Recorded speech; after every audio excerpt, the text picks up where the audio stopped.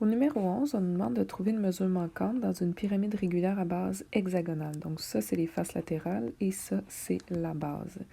Donc que si on se repère, c'est comme si l'apex était ici. On connaît l'aire totale, c'est-à-dire vraiment tout ça ici, la base et l'aire latérale.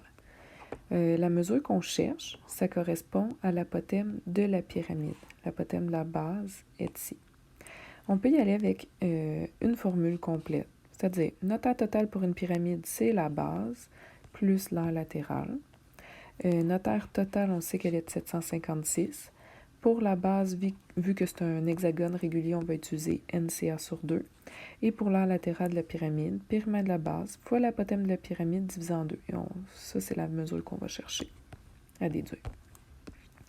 Fait que l'aire totale de 756, nombre de côtés, on y va avec 1, 2, 3, 4, 5, 6. Mesure du côté 8. Apothème de la base 6,9. Et on n'oublie pas dans notre formule qu'il y avait une division par 2. Pour le périmètre de la base, ben c'est 6 fois le 8, ça donne 48.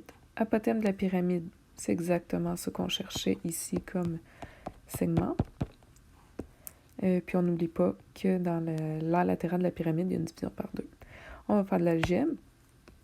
6 fois 8 fois 16,9 divisé en 2, ça nous donne l'aire de notre hexagone de 165,6. 48 fois A, c'est comme 48A. 48A divisé en 2, c'est 24A.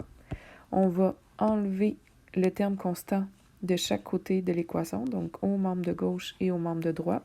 Tu peux le voir d'un point de vue plus géométrique en disant, ben ça c'est mon aire totale, je vais enlever l'aire de la base, il va me rester l'aire latérale. Okay? Mais ton aire totale moins ton aire de base, va te rester 590 pour l'aire latérale. Puis pour ton aire latérale, tu aurais pu faire x2 divisé en 48 ou juste divisé par 4, divisé par 24 de chaque côté. Et ça va donner l'apothème de la pyramide de 24,6. Ce que tu pourrais faire quand tu as du temps pour te réviser, ben maintenant que tu penses que ça, c'est 24,6, recalcule l'aire totale de ta pyramide.